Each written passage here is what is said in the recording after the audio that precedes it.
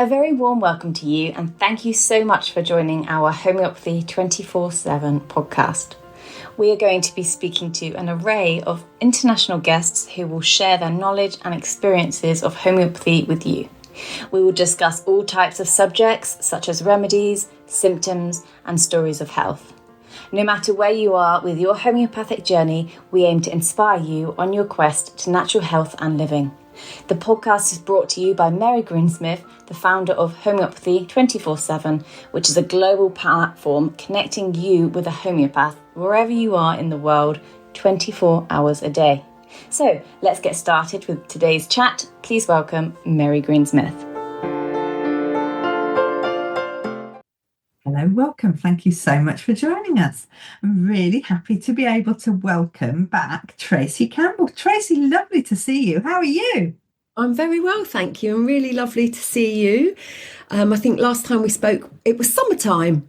Okay, so now we're coming up for midwinter and it's really, really, different, isn't it, outside? What are you going to talk to us about today, Tracy? Well, today I'm going to talk about leaky gut and ulcerative colitis, which is something I see quite a lot of, particularly around people that are very, very stressed or they've had some form of trauma in the past.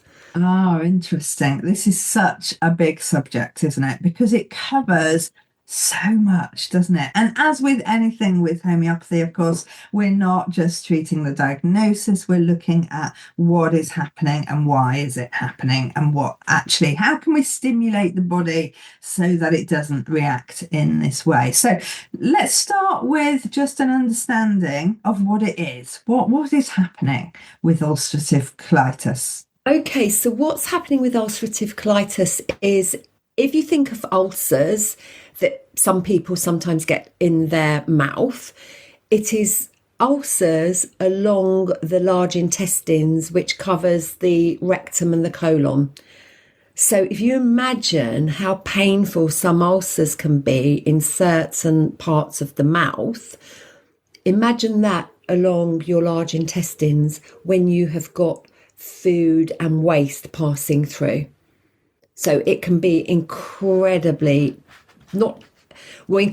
painful, but very distressing as well to the person that has this, and also the symptoms that it can produce, such as stomach cramping and then diarrhea, because the body's trying to get rid of it quickly. And then, of course, that area can become very inflamed, which means you might see pus in the stool as well as blood, because it is exceptionally painful, especially when there's a flare. Okay. Yes, it's a horrible diagnosis, isn't it? And to feel, and of course, everybody is going to have the symptoms slightly differently. So why might it have occurred? There are several reasons this can happen. It could be that, there's a susceptibility. It might be in the family history, but that doesn't necessarily mean you have to get it, but you should be more aware of it. Sometimes I find it can happen when you've had lots of medication and it's upset the gut bacteria. And that has created leaky gut, which then means certain fluids and wastes go through permeability into other places where they shouldn't be. Stress is a big one. If somebody is very stressed, they're always working and don't allow time for themselves to relax and just switch off a little bit. And poor diet, particularly processed foods, because you're just putting in rubbish into your body, basically. So there are several factors that can cause this, but chronic stress is a huge one. And, I see quite a few men in my practice who come to me for this, and when I'm taking the full case, they have got very stressful jobs and they don't take any time for themselves, which it takes its toll in the end. And the body's saying, hang on a minute, can you just take care of us? And they keep ignoring it, and it gets worse and worse and worse. Okay, understood. So, well, if they go to mainstream medicine, what generally is done? What happens? Well, in the first instance, they'll go to mainstream medicine, and they will be given, because with the symptoms of ulcerative colitis is really horrible diarrhea, Okay. Constant urging as well. And even if you feel you've just been, it's a little bit like a cystitis, but of the rectum. You always feel like you want to go, and it's usually worse at night, and you'll feel very weak, and it's so that in itself is quite debilitating. So if somebody gets that and it's carrying on for quite a few days, they will go to the doctors, and they will, in the first instance, give them medication. If it keeps happening, which invariably it does, because the flares keep reoccurring, because people don't realise the medication might help the diarrhea, they will take medication for the diarrhea. So they think, oh, I'm fixed, but they don't realise what's going on inside. Then the flare will happen again. So they go back to the GP, and this goes on for a little while. And then what happens? They're sent for tests. So they will have a camera inserted into their digestive tract. And that is when these little large ulcers appear all throughout the digestive tract. Okay. And at that point, they give the diagnosis, and then they will give other medication. And most people will manage on that medication. But what's happening is the whole body, you're not actually getting to the root cause. The ulcers are still there. They're not healing the ulcers. You're still getting the symptoms. So then when you're having the flares and the diarrhea and the pain and the pus and the bloody stools, you're then taking the diarrhea medication plus your ulcerative colitis medication. That then creates more disturbance within the gut microbiome. Your system becomes even more congested because your liver's having to work harder trying to get rid of all the medication and the toxins within the body. And then what I usually find as well is their skin is very congested as well. So the whole system is congested. And what may actually happen, if it continues, they might further down the line, the gastroenterologist might then decide to take little parts out of the rectum or the colon to help that. But then again, you still haven't got rid of the causation. Okay, so what you're saying really is that the medication is symptom based. You've got diarrhea, so we'll see if we can make that better. You've got ulcers, so we'll see if we can make that better. But it's not actually thinking, well, why is the body doing this? What is actually happening? Which of course makes it very different from homeopathy, because for homeopathic results, we're looking at the symptoms and then deciding, okay, why is your body reacting this way, and what actually needs to be healed in order for your body to react a different way. Exactly. Is that about the size of it? Yeah. So what sort of questions would we be asking, Tracy? What might we be thinking might have caused the body for this? What would we consider? Generally, what I always ask somebody is how, when did it start? Because that's always a good guiding point. We always go back to the etiology. And it could be that they might have gone through a very traumatic period. It could have been their child was very sick, or they were busy, very, very stressed and under a lot of pressure under work. They could have had a sick parent. There will always be something. They could have had another illness where they had to have lots of medication, and that upset the whole gut flora.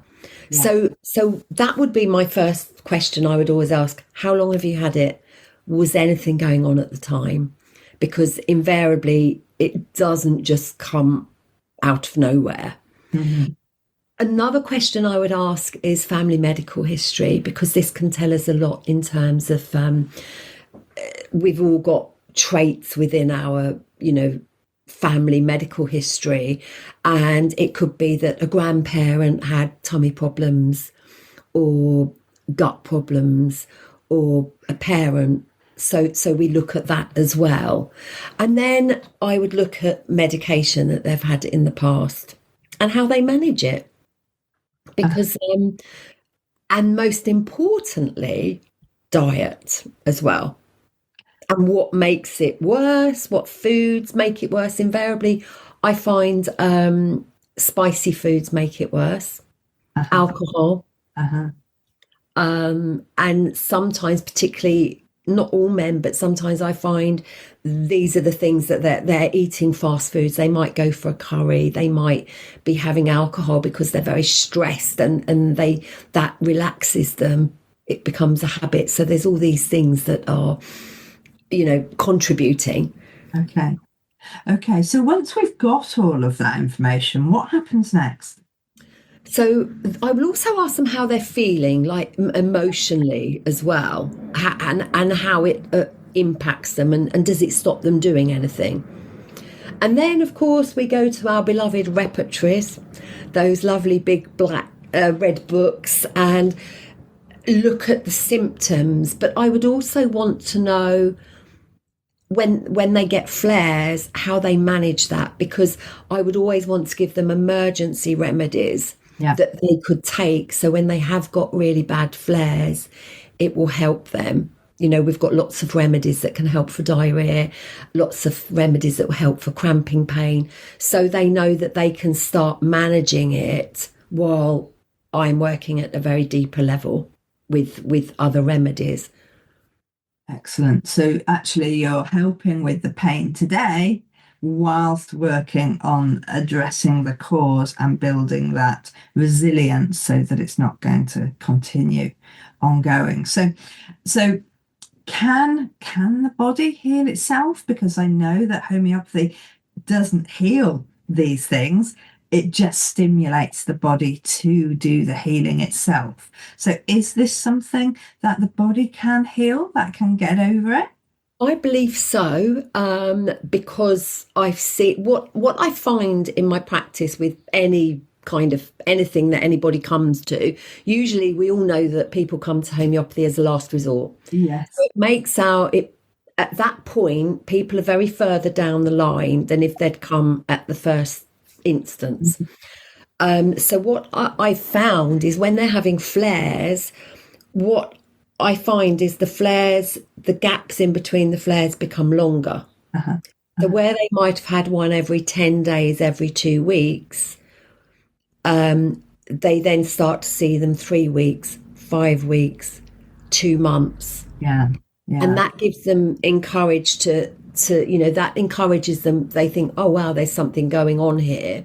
And then eventually that they don't have the flares. Yeah. And then I encourage them also to look at their lifestyle and their diet, because that does have to be addressed if they're eating the wrong kind of foods. That's a very important point, isn't it? Because obviously our bodies need certain substances in order to be healthy, to have the energy that we need. We need the energy to do the healing. So homeopathy works alongside actually understanding what the symptom is and what your body is asking for. And I think that's what I love about homeopathy, is that it invites everybody to look at the symptoms and think, okay, what is it that needs to change? And as we work alongside people, as we guide people through this healing process, it's our job really as well to help people understand what is food and what is not food, because there is a very real distinction with that, isn't there? That maybe people just aren't aware of, or their lifestyle has got into a habit for ease and quickness of eating the wrong foods or at the wrong times, or managing. Of course, and it's time as well. People, these days we're so busy that people's argument will be, well, I haven't got time to do this. But a little bit of prep sometimes, we can, as you say, guide people to how they can change their lifestyle that doesn't impact their life too much. But sometimes people aren't aware. But, the body does knock and say, look, I'm not happy here. And I'm guilty of it too. Sometimes we ignore it and it knocks a bit louder. Okay. And if you keep ignoring it, it says, right, I'm going to give you something now that you're really going to have to stop and listen to me. Yeah. And that's when people say, oh, there's something not quite right here. But by this time, if you'd have listened to it in the beginning, which we're all guilty of, we don't always listen because we haven't got time, or we're thinking, oh, that's a little niggle, I'll just leave that for now, and then it's louder and louder. So again, it's just getting people to start being in tune with their body and listening and thinking, or when they start to get a certain feeling in their tummy, they think, oh, I'm going to get a flare, I need to look after myself and just change something. Because once they know that actually, my son used to make me laugh because he would just say, well, why can't I just take a tablet, to eat? I don't have time to eat. I just want a tablet, like they have in Star Trek. And that's a complete meal with all the right vitamins and things like that. And it's, what I love about homeopathy is that it's teaching you that each symptom is trying to tell you something. What is it that you need to learn right now? And what is it that you can do in order to live a more healthy life? So it's just that awareness, isn't it? And it's incredible, I think, because some people, they're not aware. Yeah. Because we haven't been taught to be aware of our body. No. What I sometimes do with people, I give them a little square sheet of paper like a diary. It's not a diary. I say either write a happy face or an angry face if you haven't got time. So when we come to look at what's changed, because the thing is, when we feel better, we can't remember feeling bad or how painful something was. No. So... And then when you see somebody for a follow-up, they'll go, yeah, no, it was okay. And then I say, well, how about this? How about that? They go, oh, yeah, I haven't had that. Whereas if they're keeping note and track, that makes them, it helps them to be aware of what's improving and what's changing and really kind of tune into their body. And feel what's going on, because they're running usually, these people with ulcerative colitis, they're so busy and stressed, and they just don't get time. But then when they take the time, they start to look at what's happening to their body, and then they're more aware of what triggered it, that flare. And that's what's interesting, isn't it? Because once they start to ask themselves these questions and they start to look, it always surprises me that other things begin to change as well. Oh, absolutely. Doesn't it? So suddenly they'll say, well, actually, I'm not having an alcoholic drink every night anymore. I'm just having it 3 times a week, which is less than half of what it was. Or that's a huge improvement. I'm doing that, or I'm doing this. And we see it so often, don't we, where actually that a light bulb has come on and they are starting to make changes without us even asking to make changes. One of the comments I usually, they say, is, I'm much more patient with the kids now. And I've started going to the gym on a Sunday morning or going for a swim or something. And you think, oh, wow. As you say, without having to. We haven't said go to the gym. And there might have been 2 or 3 years since they'd have gone to the gym. But suddenly, when you start to have more energy, you feel brighter, things change. Yeah. And that's the end of it, isn't it? And they're aware of their body. Yeah. Yeah. It's a lovely journey to watch, isn't it? It is, yeah. It really is. When I normally find when somebody comes back for the first follow-up, because they're not always sure what to expect, and they're not really aware. And because of the questions, again, we ask, well, how has that been? How many flares did you have? when you did have a flare, how were your symptoms? Were you able to manage them? Oh yeah. And actually, and then they start thinking, and then they start looking inwards. So then the next time they come for their follow-up, they're ready, they're prepared, and because that whole period of time they were listening to their body. So it's just encouraging them to start listening to their body. Isn't it amazing? What it's communicating to them. Yes. Yeah. Which they might not have done ever. No, because modern medicine, Western medicine just doesn't, you've got a symptom, here's a tablet. Exactly. Yes. It's not helping you learn about your health. Is it? It's passing your health over to somebody else to be given a tablet. Yeah. But as we know, the tablets lead to more tablets and more damage, and it becomes, then you have to have tablets for the side effects of those tablets, and it's just an ongoing, a cocktail of medication, really, and you're not really getting to the root cause, and you're not changing your lifestyle as well. That's really important. So, it's an important point to make for us, though, that using homeopathy, you can do that alongside your medication. This isn't either or. No. You don't have to choose, I'll go down that road or I'll go down that road. You just have to start, because what we're actually saying is the journey of beginning to ask questions, create curiosity, and learn about your body is going to set you up for the healing journey, so that you need less medications. So whatever situation, wherever you are right now, just consider that actually there's a whole lot more you need to learn about this. And not only that, it's more for long-term health as well. People don't, I think when you're younger, you don't think about your health as much as you do when you're in your 60s. And you then start to think, I wish I'd looked after myself, when I was in my 30s. And also the body doesn't work quite as well as it did, in your 20s. Yeah. So things change, your body is slowing down, and you're setting yourself up. I think anyone that uses homeopathy, even if it's for acutes and first aid, they are generally much healthier than people that don't even know about homeopathy.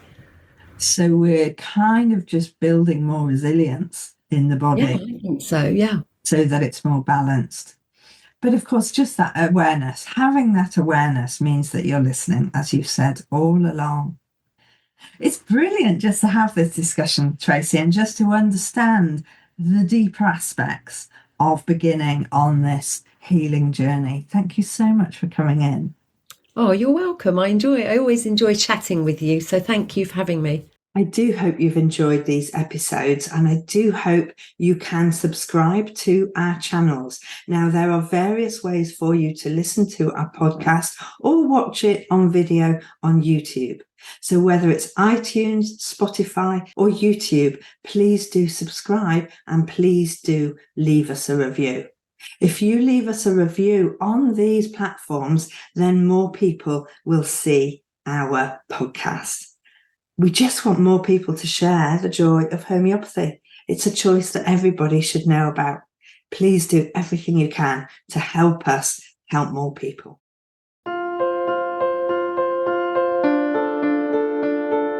We hope you enjoyed today's episode and look forward to listening to our next one. Please don't forget to follow our podcast on your chosen channel, and please do leave us a review so we can continue to share homeopathy with as many people as possible.